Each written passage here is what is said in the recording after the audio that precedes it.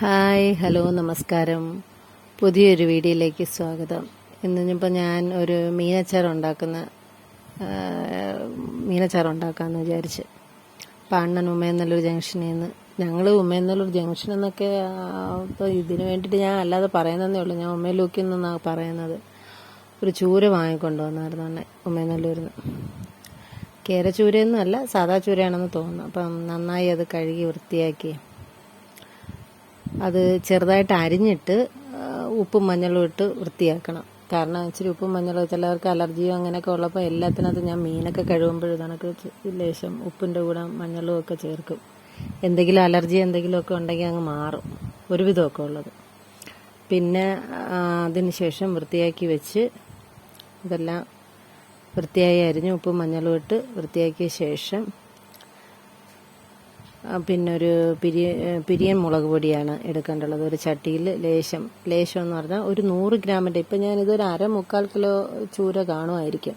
അപ്പം അതിനൊക്കെയെന്ന് പറഞ്ഞാൽ ഒരു പരമാവധി 100 ഗ്രാം തികച്ചെടുക്കണ്ട, എന്നാലും 100 ഗ്രാമിനോളം വരുന്ന പിരിയൻ മുളക് പൊടി എടുക്കണം. പിരിയനാകുമ്പോൾ ഇച്ചിരി മുന്നേ മുളക് പൊടി നിന്നാലും വിഷയമൊന്നും വരത്തില്ല, എരിവൊന്നും വരില്ല. അപ്പം പിരിയൻ മുളക് പൊടി ചട്ടിയിലെടുത്ത് അതിനകത്ത് പിന്നെ വറുത്ത് പിടിച്ച ഉലുവപ്പൊടി, ഇപ്പം അച്ചാറിടുന്നുണ്ട്, ലേശം വേണമെങ്കിൽ മസാലപ്പൊടി ചേർക്കാം. പിന്നെ കുരുമുളക് പൊടി, മഞ്ഞൾപ്പൊടി, പിന്നെ ആ മീനിനും അരപ്പിനും ഒക്കെ പരുവത്തിന് ഉപ്പും കൂടെ ചേർത്ത് നന്നായിട്ട് അങ്ങ് മിക്സ് ചെയ്യണം. അപ്പം നന്നായി മിക്സ് ചെയ്തതിന് ശേഷം അതിലേക്ക് ഗോൾഡ് വിന്നർ ചേർത്ത് നന്നായി ഇളക്കി അതിലേക്ക് കുറച്ച് വെള്ളം കൂടെ ഒക്കെ ചേർത്ത് നല്ല വൃത്തിയാണ് മിക്സ് ചെയ്യണം. കാരണം ഗോൾഡ് വിന്നർ ഇതിപ്പോൾ ഇളക്കി മിക്സ് ചെയ്യാൻ വേണ്ടിയിട്ടാണ് നമ്മൾ എടുക്കുമ്പം ഗോൾഡ് വിന്നർ ചേർക്കുന്നതാണ് നല്ലത്. സൺഫ്ലവർ ഓയിൽ, ഗോൾഡ് വിന്നർ എന്ന് പറഞ്ഞാൽ ഏതെങ്കിലും നിങ്ങൾ ഉപയോഗിക്കുന്ന സൺഫ്ലവർ ഓയിൽ ഉപയോഗിച്ചാൽ മതി. എന്നിട്ട് വൃത്തിയാക്കി വെച്ചിരിക്കുന്ന മീൻ ചേർത്തിട്ട് ഈ മൺകലത്തിൽ തട്ടിപ്പൊത്തി വെക്കണം, ഫ്രിഡ്ജിൽ വെക്കണം. കാരണം ഞാൻ കുറച്ച് മൺകലത്തിലൊക്കെ ഇതൊക്കെ ചെയ്യുന്നത്. മീനച്ചാറിടുമ്പം സെപ്പറേറ്റ് എടുക്കും, ബാക്കിയുള്ള അച്ചാറൊക്കെ സെപ്പറേറ്റ് ഉള്ള ചട്ടിയിൽ മൺകലത്തിലൊക്കെ ഉപയോഗിക്കുന്നത്.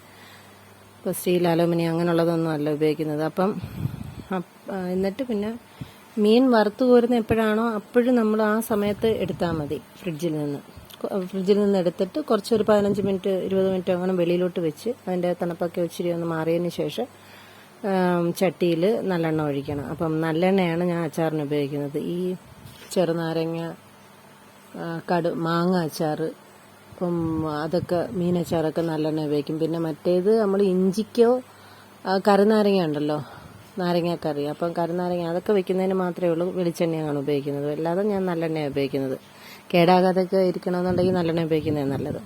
അപ്പം അച്ചാറിന് ഇപ്പം എണ്ണ ചൂടാകുമ്പോഴത്തേക്കും എടുത്തു വെച്ചിരിക്കുന്ന മീൻ എടുത്ത് കുറേശ്ശെ അതിലേക്ക് ഇട്ടിട്ട് വറുത്ത് വരണം. എല്ലാം വറുത്തതിന് ശേഷം ആ എണ്ണയിൽ തന്നെ ഇഞ്ചി നീളത്തിൽ അരിഞ്ഞതും വെളുത്തുള്ളിയും ചേർത്ത് വഴറ്റണം. ഇഞ്ചിയും വെളുത്തുള്ളിയൊന്നും ചതച്ചതൊന്നും അല്ലാത്തത്. എൻ്റെ പച്ചമുളക് ഒരുവിധം ഒക്കെ മാറുമ്പോഴത്തേക്കും പച്ചമുളക് എടുത്ത് വഴറ്റണം. പച്ചമുളക് ഞാൻ എപ്പോഴും ഇടത്തില്ല, കുറേ ഇതിപ്പോൾ ഇച്ചിരിയേ ഉള്ളൂ മീൻ, അതുകൊണ്ട് അങ്ങനെ 1-2 ദിവസത്തേക്ക് മാത്രമേ കാണത്തുള്ളൂ. അതുകൊണ്ട് മാത്രം ഞാൻ നമ്മളെ വീട്ടിൽ പിടിച്ച പച്ചമുളക് ഇട്ടെന്നേ ഉള്ളൂ. പിന്നെ കറിവേപ്പില അതുപോലെ തന്നെ. ഇലയൊക്കെ ആകുമ്പോൾ കുറേ നാളൊക്കെ ഇരിക്കുമ്പോൾ ഇലയും വറ്റൽമുളകൊക്കെ ഇഷ്ടമുള്ളവർക്ക് ഇടാം, ഇഷ്ടമുള്ള രീതിയിൽ ഇടാം, ഭയങ്കര രുചിയായിരിക്കും. പക്ഷേ ഇതൊക്കെ കൂടുതൽ നേരമൊക്കെ ഇരിക്കണ ഈ വറ്റൽമുളകും കറിവേപ്പിലയൊക്കെ വല്ലാതെ വരും. അപ്പോൾ അതുകൊണ്ടാണ് ഞാൻ പരമാവധി അതൊക്കെ ഒഴിവാക്കുന്നത്. പിന്നെ ഇഷ്ടമുള്ളവരുടെ രീതിക്കനുസരിച്ച് അതെല്ലാം ചേർക്കാം, രുചിയും കൂടുകയും ചെയ്യും. അപ്പോൾ പച്ചമുളകും കൂടി ഇട്ട് വഴറ്റിയതിന് ശേഷം പിന്നെ അതിനകത്ത് കുരുമുളക് പൊടിയും മസാലയും മുളക് പൊടിയും കുറച്ച് മല്ലിപ്പൊടിയൊക്കെ ചേർത്ത്, ഞാൻ മീനച്ചാറിടുമ്പോൾ ഇച്ചിരി മല്ലിപ്പൊടിയൊക്കെ ചേർക്കും, ഉലുവാപ്പൊടിയും വേണമെങ്കിൽ കുറച്ച് കായപ്പൊടിയും കൂടെ ചേർക്കാം അച്ചാറായതുകൊണ്ട്. അപ്പം അരി ഇല്ലാതെ മാറ്റി വെച്ചിരുന്ന ഒരു കുടം എന്ന് വെച്ചാൽ ഒരു പിടി പുളി, വാളംപുളി, പ്രത്യേകിച്ച് വാളംപുളി വേണമെങ്കിൽ ചേർക്കാം.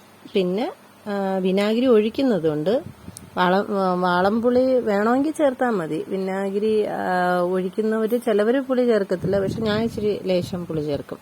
എന്നിട്ട് അത് തിളപ്പിച്ച് പിന്നെ മീൻ വറുത്തൂരി വെച്ചിരിക്കുന്ന എല്ലാം കൂടെ ഇട്ട് മിക്സ് ചെയ്ത് നല്ല ഇളക്കി തട്ടിപ്പൊത്തി വെച്ച് നനവില്ലാത്ത നല്ല കുപ്പിയിലോട്ട്, ചില്ലിൻ്റെ കുപ്പിയിലോട്ട് ആക്കി വെക്കാം. പക്ഷേ ഇവിടെ നമുക്ക് ആക്കി വെക്കാൻ പറ്റത്തില്ല. എനിക്കിതിപ്പോൾ 2 ദിവസം കൊണ്ട് തീരും, മോനും കൂടെ വരുമ്പോഴത്തേക്കും അതങ്ങ് തീരും, അതിനു വേണ്ടിയില്ല.